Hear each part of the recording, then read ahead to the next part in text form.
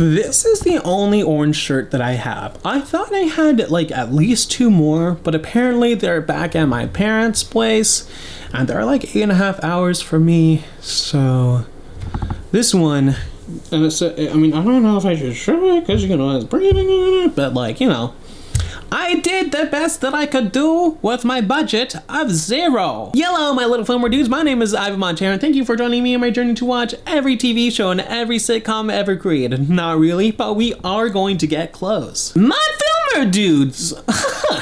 Of course, when someone makes a product of my favorite books growing up, I mean, you and me both, right? Genuinely, I didn't really like reading books, so Percy Jackson for me was amazing because it really captivated my attention. Lo and behold, it's because I too am slightly dyslexic. Another reason why I related with Percy Jackson and company. But again, when your favorite, literally favorite anything is made into a TV series, you have to check it out and you have to talk about it. Was it good? Was it bad? Yes. But which one? I wasn't gonna let you know right away which one. I mean, yes, I am gonna let you know right away. It was good. It was fantastic. I have just a few complaints, but we will get to those later. This is gonna be a completely spoiler-free review. So if you haven't seen the series and you're wondering, should I check it out or not? 1, I don't know how and why you're waiting. And 2, yes, but you are still good to proceed with this review because I ain't gonna spoil anything for you at all. So we're gonna go over the pros and I'm gonna tell you a little bit of the mixed and then I'm gonna give you my cons, the bads, the good, the mixed, the bad. So for the good, well, for first of all, Rick Riordan's involvement with the show is definitely evident in a good way. He serves as co-creator, executive producer, and writer, co-writer for episodes 1, 2, and 5. Interestingly, those are the episodes that I found the most authorish, which is fine. However, those episodes also had the most verbal exposition rather than just showing emotion. But those episodes as well were also some of the better episodes. Like, I will never forget the Minotaur fight and how incredible it was. It was a little bit dark when we will get there. I do think Rick Riordan's involvement was the best choice and the best thing for this TV show because the movie did not have Rick Riordan's involvement whatsoever. And I mean, we got trash. Also, for a Disney Plus series, I was very worried that this show was not gonna look well at all, but honestly, everything looks so good. It's so visually delicious. From Percy's final battle, no spoilers, to Percy falling from the St. Louis arc, to Camp Half-Blood, even the underworld, everything looked exactly how I envisioned it. Somehow everybody was picturing the exact same thing, because everyone's saying the exact same thing about this movie, but this TV show, I just made a movie ranking, I'm so sorry. I have that lingo still on my tongue. But somehow this show is exactly what everybody has envisioned, and in that regard, it's visually perfect. Especially in the characters. Now, I am planning to do a character ranking, and that one's gonna be spoiler filled. It's gonna be spoiler filled, so be careful with that one. But just to give you a couple standouts, of course, the trio, Sally Jackson and Clarice and Luke. That's all I'm gonna say. Everybody else does a really good job, but those are my standouts for this show. But I truly don't think I've ever seen more perfect casting, and I'll be honest, I was a little skeptical about Walker Scoble. Walker Scoble without the black hair, I was like, I don't know, but I knew he had the attitude, and the attitude he had. And I'm getting into the ranking, and I'm not gonna. But all I'm gonna say is, this show has the most perfect casting I've ever seen. It's also really comforting to know that you are going to get insane accuracy from the book. And yes, there are changes which we'll get to because that's part of the mixed, but this show does have insane accuracy from the books, and you're either gonna like it or you're not. And if you don't like it, then I mean, I think that's on you because this is here to stay. I feel like the only choice you have is to enjoy it or just to forget that it exists altogether, because you have this or the movie. You have this or the movie, man. This or the movie, and then this is good. The movie's not. The movie is awful. And lastly, this show beautifully sets things up for the future, dude. It doesn't do the mistake of not doubling down on whether it's going to be successful or not, like the movie did. And then the movie series introduced the entire basis of the story in the second movie, and it just felt like a new origin story for Percy and crew, and it was terrible and bad. I hated it.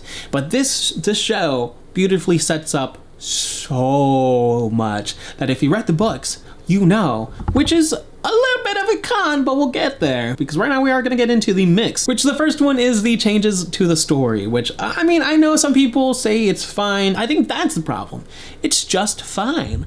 And I don't understand why the show had to be 8 episodes. Again, that's part of the bad, but I guess it's part of why the changes exist, which is why it's mixed. It's fine, but the whole reasoning could have all been avoided. It does build upon Percy and Sally's relationship a little bit, but I don't think we needed that. Percy's backstory and other things changed. I think it's fine. I just wish we would have gotten the entire chapter as the first episode instead of being in like 15 minutes, no spoilies. The next thing is the weird editing choices, the weird skipping the transitional moments in between locations where characters can develop moments together and develop their relationships, and we can have like moments of talking and such. If you read the books, then you know, but there are chunks missing in between episodes ending and episodes starting, and I understand the need because there's only 8 episodes, so you gotta cut things out, gotta keep things rolling, and maybe not everything is needed. However, I feel like we still needed more of those moments of them traveling so that we can have more of a build-up for the trio. I thought it was done well. I think we just needed a little bit more. Now for the cons, which isn't much, so get ready. I think the first and main issue with the show is that it is way too short. I think 8 episodes are not enough to tell this whole book, and not even just the whole book, just the main bits of the book, to tell it in a comfortable way. I'm not gonna say who, but Miss Mojo said that this show was perfect pacing, and honestly, I felt that comment was completely out of line because it's not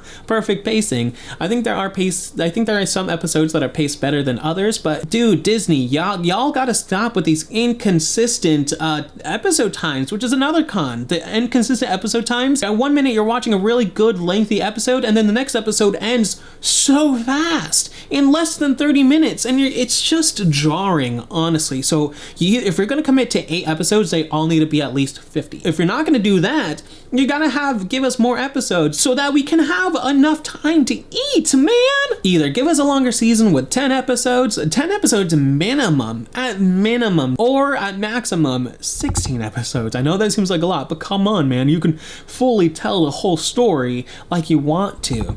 And I only say that because I want to. Another con for this is that this movie kind of felt a little, if you knew, you knew. If you read the books, then you read the books. For example, and it's not a spoiler because it doesn't happen, but Riptide's name is never mentioned at all in the entire show.